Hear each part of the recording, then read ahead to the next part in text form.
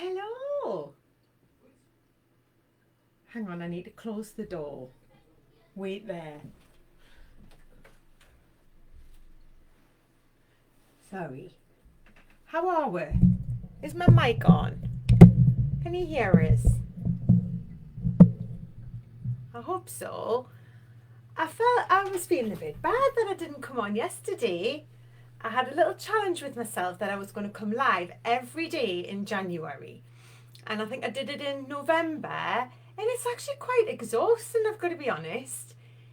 You like have to build yourself up, you have to think about what to say. And then if you're like me, you get quite passionate, so I normally need to lie down afterwards.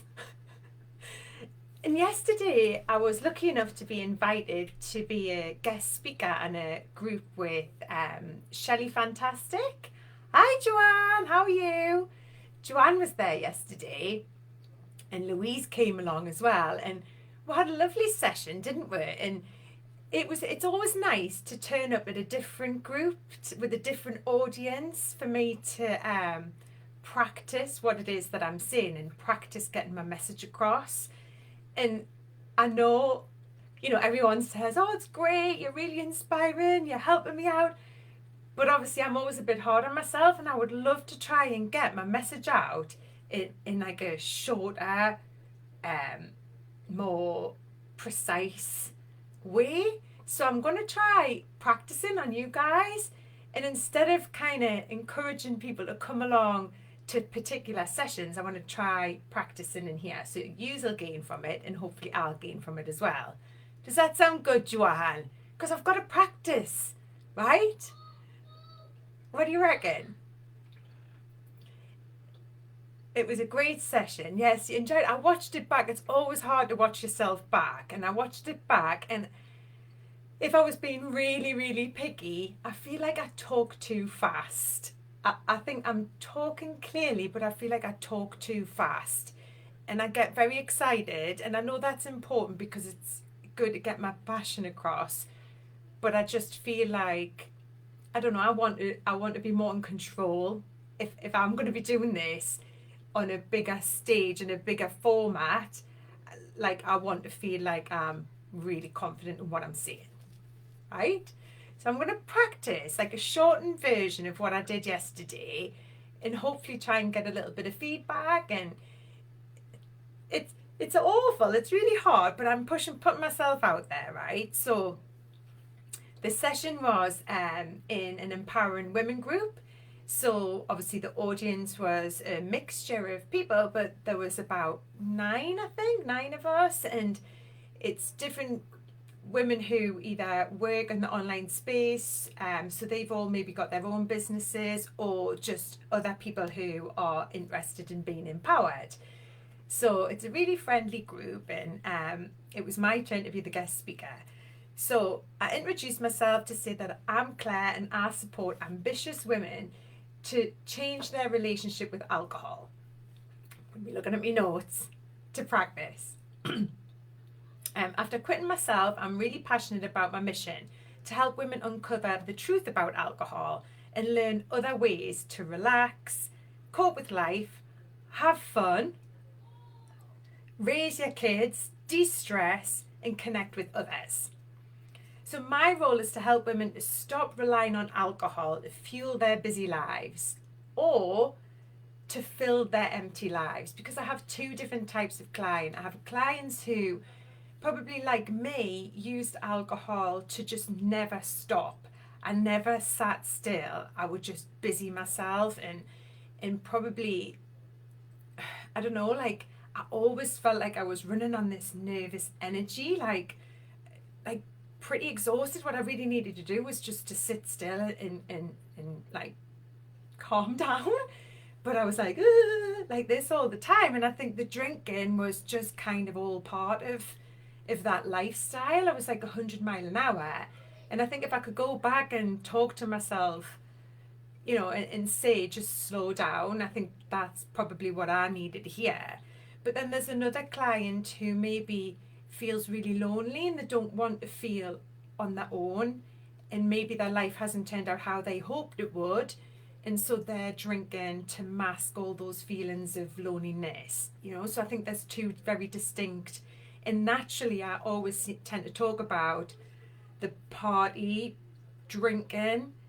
That was probably where I was, and I think that might look like it was, you know, it was always good fun. Yes, it was good fun perhaps at the time, but I think what I really needed to do was slow down.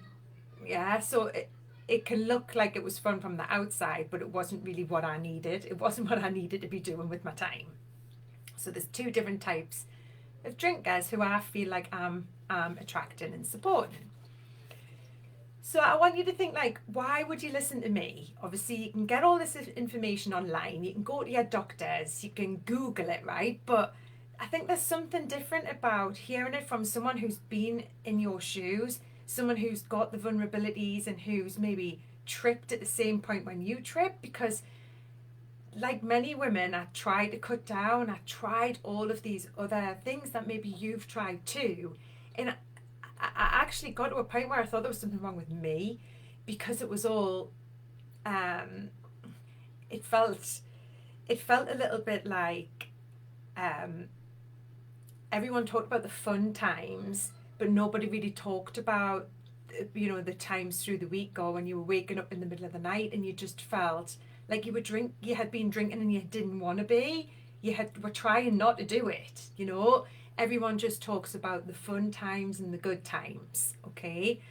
And I'm quite prepared to be vulnerable and share my experience. As you can see, I'm doing that now. But if you take a step closer to me and work with me, then that just, you know, will really help you feel like you're not on your own. You know, we've been through that with you.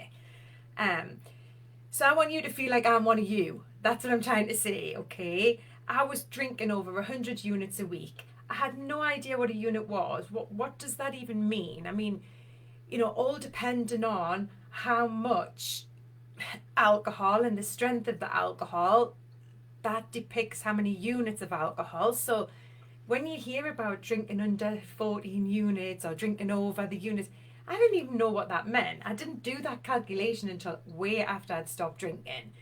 So the 100 units a week, what does that look like? Well, for me, it looked like probably a bottle of wine a day.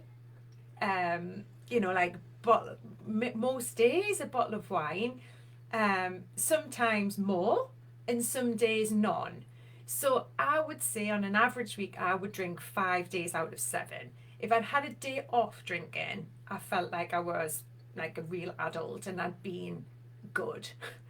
Okay, that was just the way that my mind thought about it. 1 day off alcohol meant that I was reset and I was, you know, back to neutral again. And it's mad now to think that, because I had just made that up. I made that up myself. And now I know it takes a long time for the alcohol to leave your system, for you to feel like you're without alcohol, having no alcohol in your system. I was usually drinking at home in my Prosecco pajamas, surrounded by birthday cards and fridge magnets that told me I deserved it. So these sort of birthday cards, which, you know, they're just a laugh, right?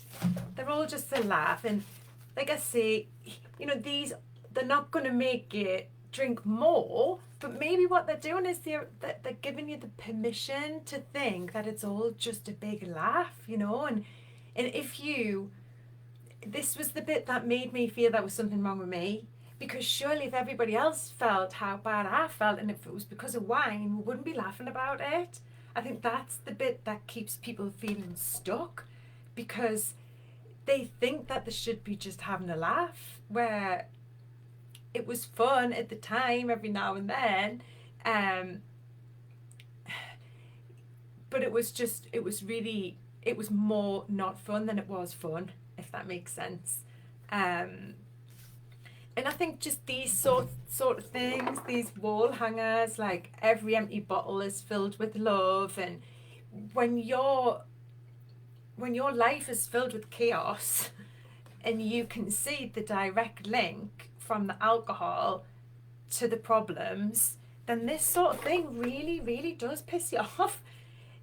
It probably didn't annoy me so much when I was drinking, but when you walk away from it and you realise how hard it is, and if you've lost anyone from alcohol, which possibly we all have, it just seems mad that we're laughing about it and that we're encouraging each other to do it. And that was me sat at home feeling like that. Like, I was the girl you bought these gifts for. I was the girl, you know, with the Prosecco bubble bath and the gin and tonic candles. You know, that was who I was.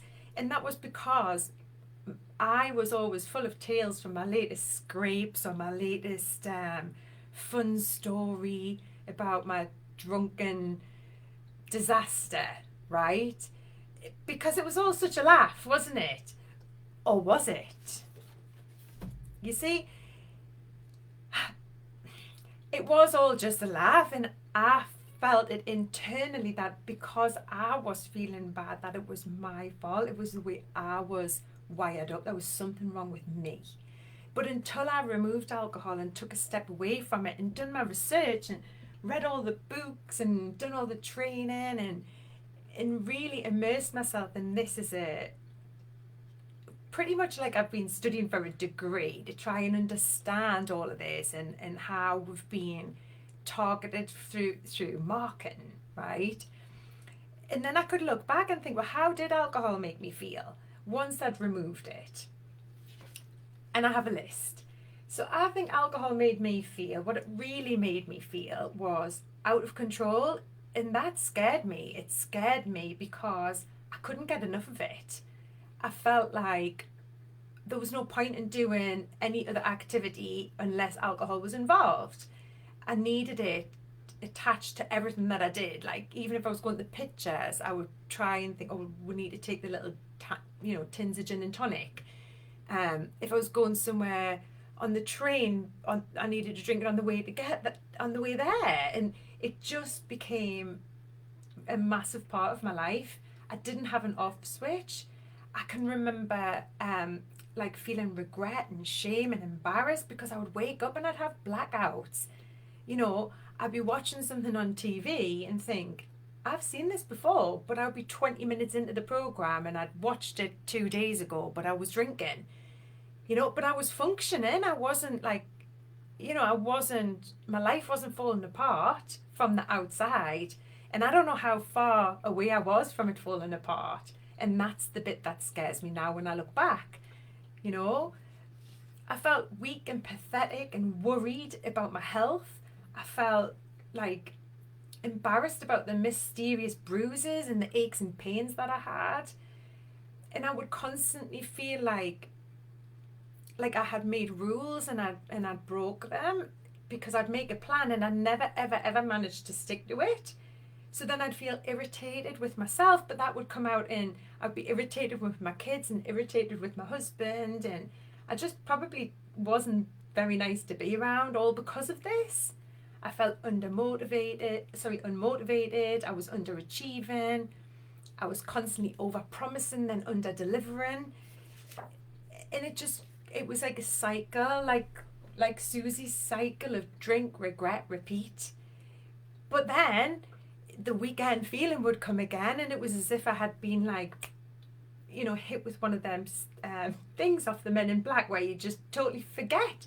You forget about all of these feelings, and you're back at it again for 3 or 4 days until it all comes back crashing down. And it was just a cycle like that all the time.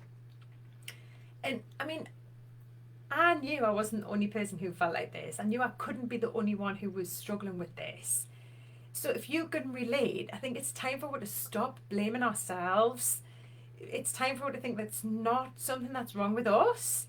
It's like our expectations of this, packaged poison. That's what, is it Alan, what's he called? Oh, one of the authors. Perfectly packaged poison. It's like it's been wrapped in this delicious bowl for it. But it's time for it to actually see it for what it is, and to start thinking that it's not our fault. We've been marketed to, women are drinking I've been drinking more than they ever have. And the reasons why, there's a few different reasons. So from the information that I've uncovered, it's and I think it's reflected because it's true by the type of clients that I'm working with and the age group and their setup. So one of the first areas is the empty nest syndrome. So as children leave home, and if women have put a lot of energy and their time and their commitment and everything into being a mum, when the kids leave home, we're left with that void, and it's kind of like, well, who am I? Like, what now for me? You know. And I think women tend to fill that feeling up because they don't know where to go with it really, and obviously sometimes we've lost sight of who we are and what we want, what we like, what makes us tick, and it's about drilling deep and finding out who you are. And that's what my program does. It's not just about alcohol, it's about really drilling down to finding out what makes you tick and what you want next for your life. What is it that's going to motivate you? Okay, so that's one area. Another area, and it could be the same, you could be both. For me, because I have my children older, this next one is the ladette culture. So my kids are still little. I don't fall into the empty nest syndrome, but the next one is definitely me, the ladette culture. And that was in the 90s when I started, my drinking, and we were like I was admiring these celebrities who were falling out of taxis and drinking pints with the lads and demanding that we have exactly the same opportunities. And I think if you look at any of them now, like Kate Moss and Sarah Cox and, Donna Eyre, all of them now are all like yoga gurus. They're not falling out of taxis anymore. And I don't want to do that anymore. I don't want to be 46-year-old falling out of a taxi drunk. I've done that. I don't want to do it anymore. And the third area, I believe, why we're drinking more is the advertising. There's such a lot of money put into the marketing and advertising of alcohol, especially to women. And I think this is due to, again, going back to when women started drinking and equal opportunities, we became higher income threshold, the glass ceiling and all of that. And women became a target market for the alcohol industry, and they thought, well, how can we get the dosh out of their designer handbags? And they started advertising alongside beauty products and designer fashion in magazines. And that's when we all started to see, the pretty bottles of Prosecco and the, fruity ciders and all of these type of drinks that have been targeted to us. And I've been seduced by it and believed that alcohol is glamorous. And I think it's just being open to that, to seeing where you've been sold to, and taking a step back from it and thinking, well, is that true? Is what I'm buying into, is that really what I'm getting? Do I still feel that that's true? Am I getting what it says on the tin? Yeah. Because I think once you take a step away from alcohol, and if you've been doing dry January, and I would encourage you to keep going, because if you get so far as 30 days, yes, you'll feel some benefits in your sleep and your energy, but it's when you double that to 60 days, you more than double the benefits, right? And now I'm sitting here and it's like more than almost 3 years since my first day one.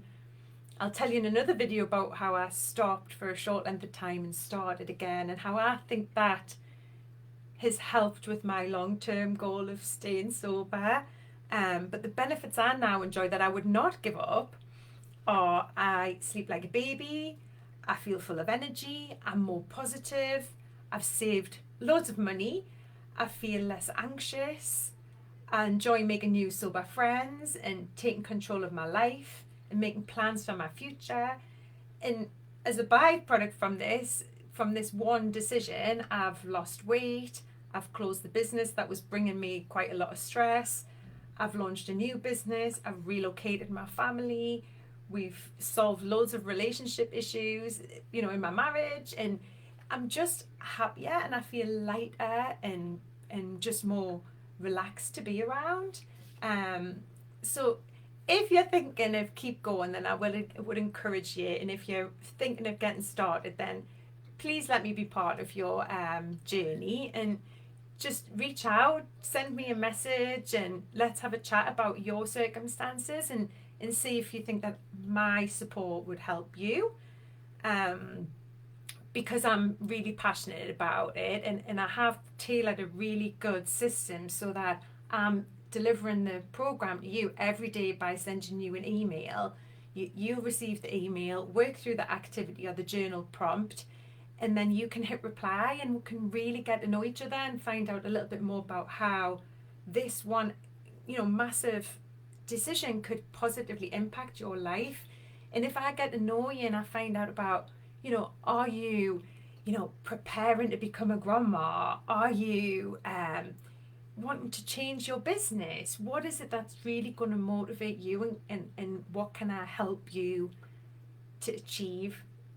Not just about what's in your glass, as in what you know, what can we work on together, as in your sober goals. So the sober goal, the title isn't necessarily to not drink for 45 days. Your sober goal will become apparent throughout your 45 days when you decide, right, if I can really get my head around this and get behind this, how will that positively impact my life? So we're talking about long term here. It's not about what's just in your glass.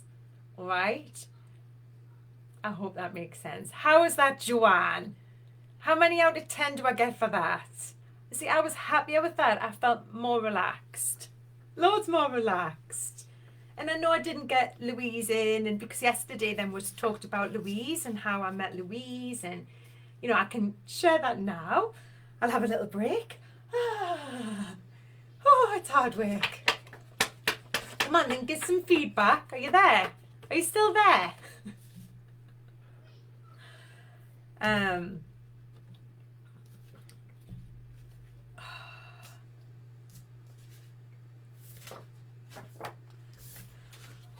Oh, quick drink. I'll have a quick drink.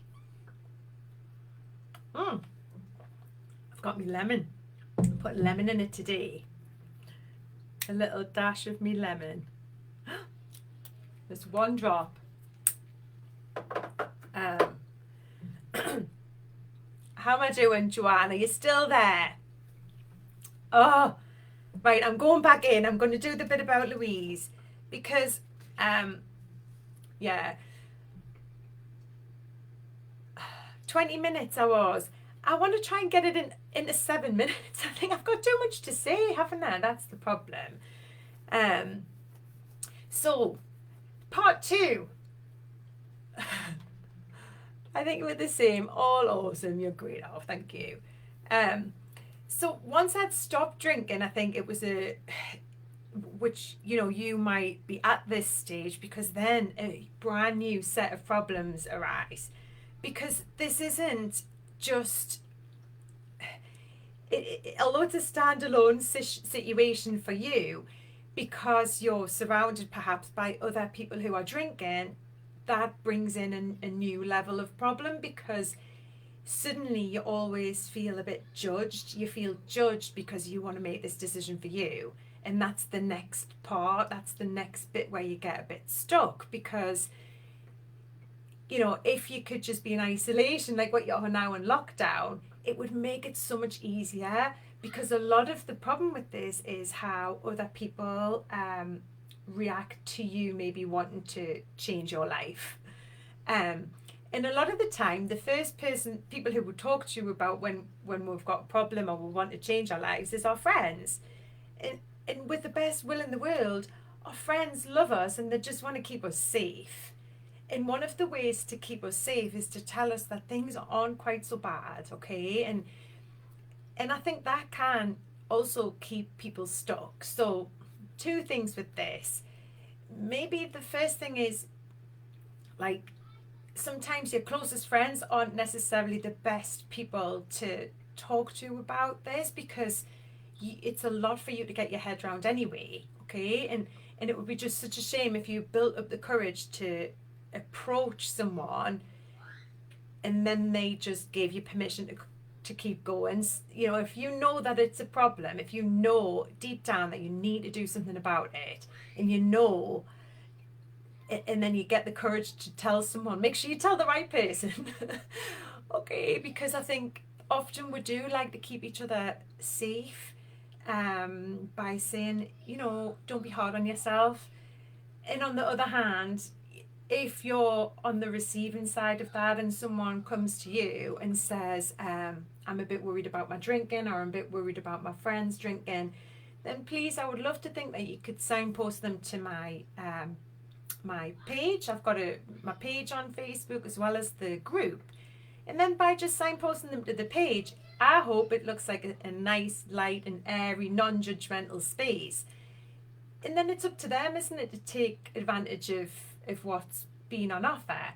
It's just so frustrating if people build up the courage to ask someone for support and then they're not signposted to somewhere who can support them. All right? So I wanted to mention that. Because at the beginning of the journey, I did feel powerless, misunderstood, and alone. I felt like I was about to be cut off from all of my support networks.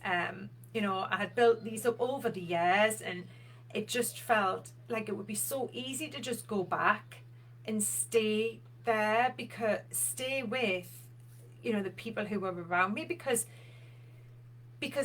it's so hard not to try and encourage people to come with you, because it can be really lonely and really really hard. Now, my husband said that he would do it with me at the beginning, and you know, it was to be honest, it was something that we needed to do for our relationship. It wasn't just me and it wasn't just him, it was something that we had both gotten ourselves into a bit of a knot with. So I was really lucky, really lucky that he agreed to do that with me. So it was about the first 6 weeks where we did it together, and that did really help. It did help a lot, but the idea of waiting for someone else to do it could keep you stuck as well. So try not to be caught up in that, because he didn't agree to that until I'd already said I was going to do it. Like, if you sit and say, right, should we do it tomorrow? Should we start tomorrow? Should we start next week? You might never get started. You might need to be brave enough to make the initial jump yourself. Okay? And then once I got into a bit of a swing of it and I wanted to educate myself, I wanted to know more. So that's exactly what I did. And I bought loads of books. I joined the 1 Year No Beer community. I bought this Naked Mind, Annie Grace's book.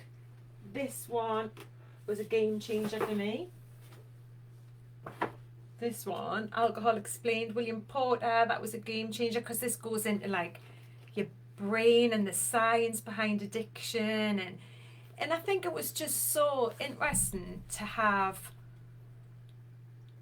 be sat with it and feeling a bit uncomfortable, and then pick up a book that explained it was exactly why I felt like that. That put me right in control of feeling, you know, empowered, if you like, because I knew exactly what was going on.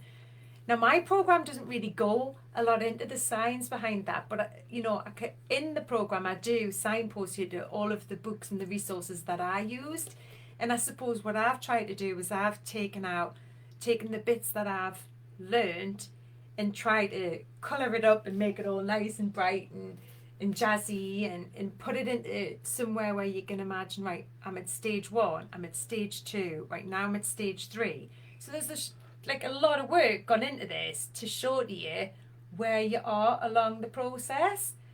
Because if you just stop drinking without going through those first 2 stages, the chances are you'll keep falling off the edge. Do you see what I mean? If you just say, right, I'm going to stop, I'm just going to be bold, without doing any of the work beforehand and learning about why you drink, why you want to quit, what that would mean, how would that impact your life without going into that detail. You've not got the grounding. You just go, oh, I want to lose 5 pounds, I'm going to stop drinking. It's hard. It's really, really hard. So you need a big enough why. You need a strong why, a why that's strong enough to make you cry. Okay, so it might be, yes, it might start off, you might want to lose weight, but why do you want to lose weight? What would that mean to you? Would that affect your confidence? Would that your confidence impact your relationship? If your relationship improved, would that improve your sex life? Like, how important is this to you, right? And so we can really drill down on what this is going to mean to you. It's not just about the 5 pounds on the scales. That's not enough, So that's why we'll go through these first 2 stages. We'll realise here that it's not your fault. We'll remove the blame. It's not your fault of being targeted and marketed by the alcohol industry. Then you observe, and you're observing other people who are sober in the same way as you would see someone wearing a nice dress. And you might go, oh, that's nice, but what will that look like on me? So you go to the shop and you try it on maybe before you commit to buying it. So that's what the observing's all about. That's why we're in these groups, to say, right, what does sober look like? I might be shouting that I'm sober and I want to get up early in the morning and go for a run, but that might not turn you on. Do you know what I mean? So it's which bit of sober is it that you're attracted to, right? And we might not know the answers to these questions initially. We've got to unpick them, and you need time and to really reflect. And that's what the 45 days are. You're not going to be fixed within 45 days. It's not going to be sussed. You're not going to have it sussed. You won't be able to just rock up at a barbecue and not feel a nip after 45 days. But you'll have a good grounding and a solid foundation, and you'll have, the basis of a really, really good support to move you forward. So after the 45 days, you might stay in my world and stay in my membership, and you might make access to maybe the sober pen pal, or you might jump on a call with me once a month, or whatever you need. And I think that's what this is. It's about saying, right, I'm committed to this over the long term, because it's not pass or fail. You're not gonna it's not pass or fail, really. Louise stopped drinking. She's had a couple of times for various different reasons where she's had a drink, but overall, compared to what she used to drink and now, and compared to how she used to feel, how she feels now, there's a huge change, you see. So she didn't fail because she had a drink. She learned from that. And we jumped on a call and we said, right, what were you thinking when you decided to have the drink, and how did that play out? How did you journal about it? What was it that you were believing? And was it true? So it's about a long-term plan. It's not a quick fix. None of this is a quick fix. All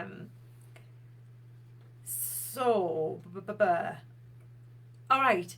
Yes, so then back to Louise. So once I met Louise, it made it so much easier for me to fight for her, if you like, because I was angry and hurt that I had found myself in this position, but I felt motivated enough to act, and I felt motivated enough to do all the studying, and that was a rolling stone once I got going with it. But I did feel angry and hurt about the birthday cards, and I felt angry and hurt about how we were targeted and how I had been led to believe that it was making me glamorous. And so what happened was Louise went to the doctors, and she was given anxiety medication and told to stop drinking. And the doctor gave her a telephone number to go to Talking Matters, which is a support service in our local county. And so she was on the waiting list for that, and we used to meet in the meantime while we were waiting for her to get to the top of the waiting list. And I was really intrigued what they're going to do and what support is going to be out there for her. And in the meanwhile, I had been along and worked as a volunteer at a local rehab centre in Blythe, which was close to where I lived, and it was a non-residential rehab centre. And as I was going there, I just kind of think, well, I can't refer Louise here. I didn't feel like it was the right place for her to go there. And so I just continued meeting with her, and we had coffee each Friday, and we were like, well, what can we do to motivate each other? So we started making plans, and we started going for walks down the woods. We trained for a park run. We did the park run. We came last, but we didn't care because it was like an achievement. And we just kind of got on with it ourselves. And as the time went by, we kind of just forgot about the phone number. And I came across in the newspaper an article about the particular service that Louise had been referred to. And it had the details of the lady who ran the service. So I got her contact, and I emailed her, and I introduced myself and told her who I was, and that I'd met Louise, and this is what we're doing. And she put me on to the head of the drug and alcohol service in Northumberland. So as I took a phone call from her, it was very official. I got an email to say that I would receive the phone call at 2:00, and I was sat by the phone like, oh. And I wasn't the lady who sat here in front of you today. I was a bit of a nervous wreck about this. I was really, really anxious about it, and I didn't quite know what I was going to say. But when she took the call, and I explained who I was and what I had been doing with Louise, and that I'd stopped drinking, and that we found it hard, and like we knew that neither of us were, I want to say, bad enough. We didn't feel like we were the right, at the right stage for really to go to AA, or we didn't. I don't know. I just didn't. I'm sure AA is brilliant for some people, but it just wouldn't have been right for Louise or for me. I didn't feel like I wanted to go down that route. I wanted something that was a little bit more, I don't know, a little bit like, Slimming World. So it was an accountability, and it was a support network. I didn't want to be labelled. I didn't want to have to stand up and declare that I had this problem. It was just something that was, that I was struggling because of society, really, because of the whole idea that we need it, and the whole mummy culture, and and so I did my best on the phone call, and I said I had this seed of an idea for a business. This was way before any of these lot. It was just me, and it was just, I want to help other people like me, and I don't quite know what that's going to look like yet. And she invited me to go along and do a presentation in front of the Strategic Partnership Group, which included the NHS, Probation Service. There was people there from the police, from like loads of different government agencies. And I went in, and I had to stand up, and what I did was I contacted, by now I was in a networking group about my business and the business idea, and I contacted Michelle Rose, and she was brilliant because she really helped me. She was the one who suggested I got these sort of things to take along, and I took them, and I had my photograph, and I said, this was me. And these are the gifts that people, and the birthday cards that people would buy me. And like, I came to a crossroads. In my life, and I could have continued down that route, just drinking until I hit a disaster, until I hit what's the word? Like my rock bottom. And maybe I would have been referred to their service by a kind police officer or a disturbed neighbour. And I would have been there on the waiting list, needing to get support. And they were all there saying that their service was so over, what's the word, where there's too many people and they couldn't help them. And all the money was for curing this problem. There was nothing at all for prevention. And they loved what I did. They all gave me a clap. I was crying, and they said, yes, there's definitely a gap. We need this. And even when I left the meeting and I was outside, this lady came over in the car park, and she shook my hand, and she was the head of the NHS, and she worked in the liver unit. And she said, I work with people every single day who are at the other side of this spectrum, who are, at end of life because of liver and because of alcohol. And she said, what you're doing is so powerful and so needed. And she said, you get my support. and she uses my examples in a training session with the nurses, with the new recruits, and she invited me to go along to a nursing conference, which I went to share my story with 300 nurses. And like, if I hadn't have met Louise and I hadn't have fought for her, none of this would have happened. I probably would have just been, you know, I would have been pretty proud of myself, right, that I'd stopped drinking and I would have got on with my life. But just to meet somebody so special who needed what I could help her do, like, we don't need the county council, we don't need the talking matters, we just need to support each other. And like, you know, if you can see value in my service, then please help me to grow. Please share my posts, please tell your friends, please, if you're sober and you're happy with your sober self, then tell your friends, you owe it to them. What if they're sitting struggling? What if they really could need like this sort of friendship and this sort of support? Because people are sitting at home drinking wine, waiting for the antidepressants to kick in, and it's not necessary. It's really not necessary. I mean, you know, like, if this is you or someone you know, what can you do? What could you do now to be inspired? Well, I'm going to suggest a couple of things. I suggest you widen your circle of influence. So go through your Facebook after this video and join loads and loads and loads of groups and things you're interested in, things that light you up. Maybe things that you used to do before you started drinking, like start listening to the music that you listened to before, and watching the movies you used to watch before you got into drinking. Be open to new ways of looking at life and looking at things. And just because you always used wine, or just because you've always done something a certain way, be open to trying things a new way. I mean, everything's changing now. We're in lockdown. Nobody thought this would ever happen. And like, you can go back into your life as a brand new version of you. You don't have to go back to the way that things were if they weren't working for you. Read the recommended books that I talk about. Watch TED Talks. Be open to being inspired. You know, if all you're watching is Coronation Street in the news, like, you're not growing. You need to be putting yourself out there and learning and growing.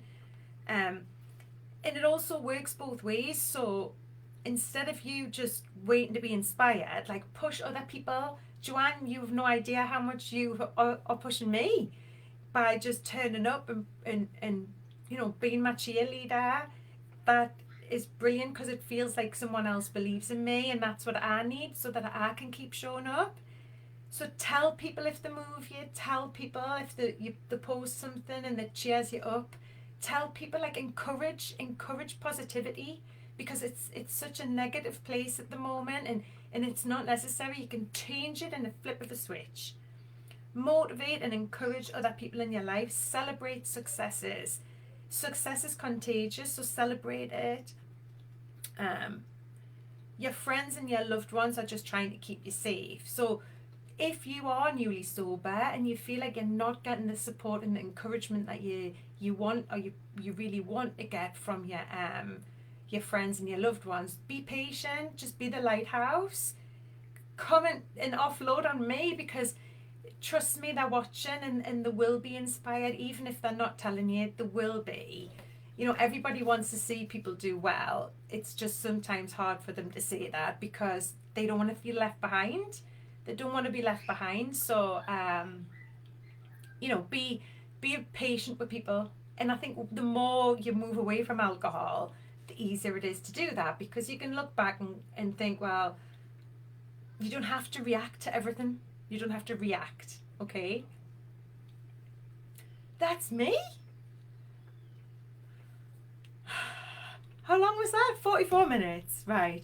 Well, that was me, and I stuck to me cards, so I feel quite pleased with that. I'll watch that back, and I might put it on my podcast, because I've got a podcast now, and I'm trying to get as many different people and different audiences in front of me. I'll get myself in front of them. You know what I mean. So, what are you up to today? What are you up to today? What you doing? It's freezing here. It's the first time. I was told it doesn't snow at the beach, but it does. It's been snowing quite a lot this morning. Are you up to anything exciting? Who's watching? Can I have some comments? Let's have a look. Joanne, Nicola. Oh, hi, Nicola. Who else is watching?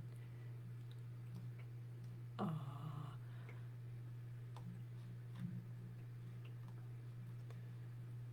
Yes, so that's it from me. That I feel like I've done my thing. I've done my bit. I feel better now. I've got that off my chest.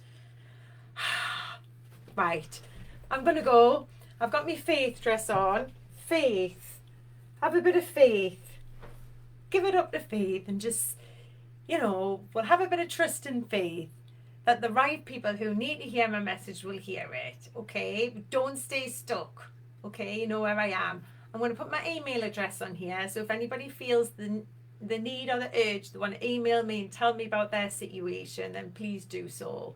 And you've got until the 31st to sign up, which will include the Sober Pen Pal solution, which is a really good part of the program. So if you could, if you're on the fence, just do it this weekend and let's get you sorted. Get you set for sober success. All right, bye from me. Thanks for listening.